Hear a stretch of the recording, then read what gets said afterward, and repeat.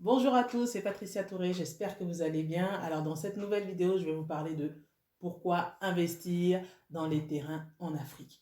Alors l'investissement immobilier, je pense que comme vous le savez, vous l'avez aussi sur ma chaîne, j'ai fait quelques vidéos, vous pouvez regarder sur plusieurs vidéos sur le net, est un des investissements assez rentables, quel que soit le type d'immobilier. L'immobilier c'est vaste, hein, que ce soit les immeubles, les maisons, les appartements, les locaux commerciaux, euh, comment dire, les SCPI, c'est-à-dire des achats de parts d'immobilier aussi, c'est assez particulier, mais bon, ça reste de l'immobilier, et aussi les terrains, que ce soit les terrains agricoles, les terrains pour construire.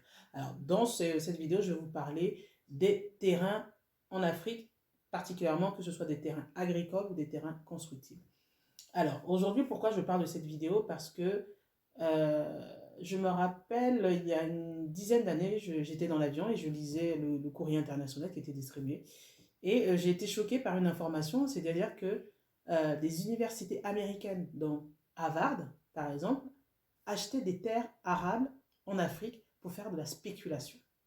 Vous avez bien entendu, des universités américaines comme Harvard achètent des terrains agricoles en Afrique pour faire de la spéculation. J'ai vu ça, c'est il y a une dizaine d'années, donc je n'ai pas prêté forcément attention, même si j'avais déjà moi-même commencé à acheter des terrains. Et au fur et à mesure, bon, la vie continue, on investit et autres. Et dernièrement, il y a quelques mois, j'ai regardé sur Internet, vous tapez sur Google, hein, de toute façon vous allez trouver l'information, quels étaient les pays étrangers qui investissaient massivement dans les terres en Afrique. Juste pour rappel, l'Afrique représente le quart des terres émergées et représente près de 60% des terres arables au monde. C'est vous dire la richesse. Non seulement c'est 60% des terres arables, que ce soit dans le sous-sol, elle est immensement riche, que ce soit au-dessus de la terre, elle est immensement riche. Sans compter la population, la faune, la culture et autres. Donc, l'Afrique représente 60% des terres arables au monde. Et les pays qui achètent massivement des terres chez nous, ce sont les pays comme la Chine, il y a aussi le Qatar, l'Arabie Saoudite, il y a aussi les États-Unis. En fait, tous les pays pratiquement, gros pays pratiquement, achètent massivement des terres chez nous. Ou alors, effectivement, non seulement ils achètent des terres, mais en plus ils font leur culture pour pouvoir les exporter dans leur pays. Donc voilà, donc c'est là que c'est des étrangers aujourd'hui qui achètent massivement des terres. Et c'est pas des j'achète 10 hectares, 20 hectares, c'est pas c'est des centaines d'hectares, voire des milliers d'hectares. Il y a eu des scandales, il y a eu un scandale il y a quelques années, notamment à Madagascar, où l'ancien président voulait vendre des milliers d'hectares, la population un peu s'est offusquée et apparemment le projet a capoté. Mais en Afrique encore, il y a des sociétés étrangères, des pays étrangers qui achètent massivement des terres chez nous.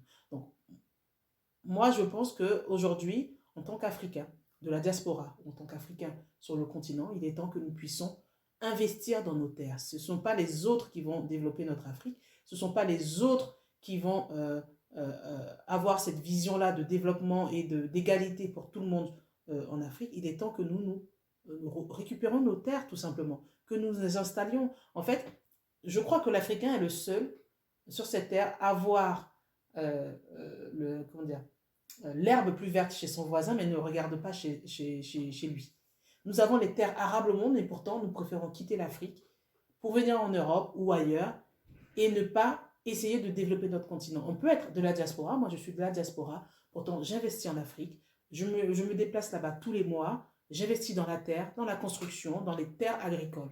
On peut le faire là-bas et on peut le faire ici. Rien ne nous empêche de le faire. Aujourd'hui, en Afrique, on a la possibilité d'acheter des terrains à 2000, 3000, 5000, 10 000 euros, voire plus, voire moins. Tout dépend de ce qu'on veut faire. Aujourd'hui, on peut acheter 5, 10 hectares dans l'agriculture et faire tout ce qui est élevage, faire tout ce qui est culture vivrière sur des cultures qui ont sur 3 ou 4 mois pour avoir du rendement.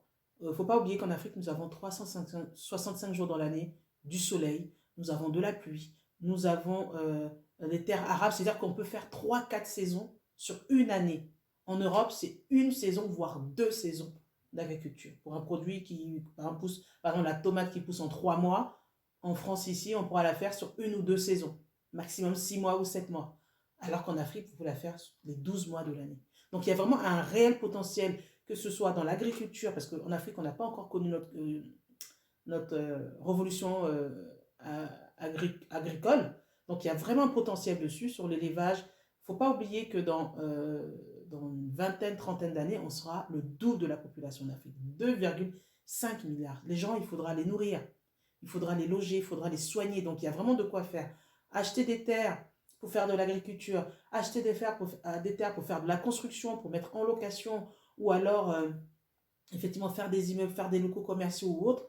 Il y a de la place pour tout le monde. Il y a surtout de la place pour nous, la diaspora. Il est temps de revenir chez nous, il est temps d'investir chez nous, il est temps de mettre l'argent pour pouvoir développer notre continent. Ce ne sont pas les autres qui vont faire le développement à notre place. Ce ne sont pas les autres qui vont garantir une certaine sécurité alimentaire pour nous. Nous devons nous-mêmes nous nourrir.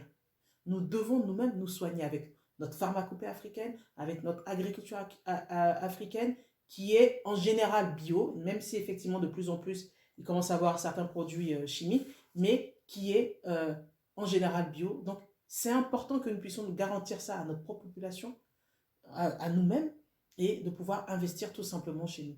Aujourd'hui, vous avez des terres, comme je l'ai dit, pas trop chères, pour 2-3 000 euros, vous avez des terrains. Donc, il est temps de pouvoir se renseigner, regarder à gauche, à droite, ce que vous pouvez faire, ce que vous pouvez apporter comme idée, ce que vous pouvez donner comme action, comme impulsion pour pouvoir faire avancer les choses.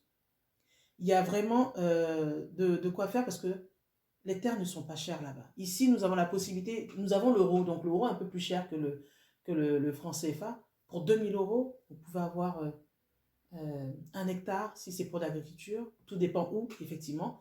Vous pouvez avoir peut-être 500 mètres carrés, 300 mètres carrés pour investir, quel que soit le pays, vous avez la possibilité de l'avoir. Cette vidéo, tout simplement pour vous dire qu'aujourd'hui, il est temps que nous puissions investir chez nous, dans nos terres, dans notre Afrique. La développer, c'est par le travail, c'est par les actions, c'est par les idées et par la solidarité qu'on y arrivera.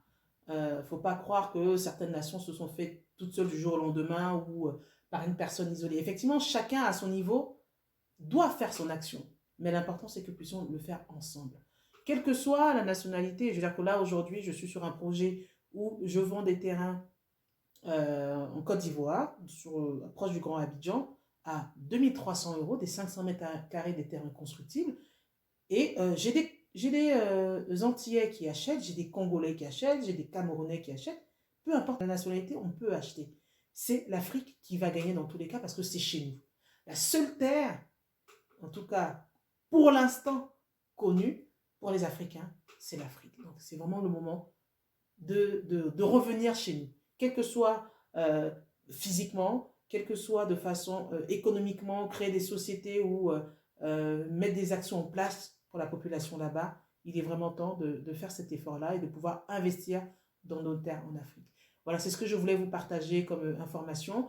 Vous avez aussi une vidéo que j'ai faite qui apparaîtra quelque part sur l'écran, de pourquoi investir en Afrique, où je donne quelques idées d'investissement, quel que soit dans le transport, dans la construction ou autre, de pourquoi investir en Afrique, en tout cas de regarder vers l'Afrique et de se dire que le futur est là-bas. Et moi, j'y crois et donc je vous appelle à ce futur-là ensemble. Merci et à bientôt.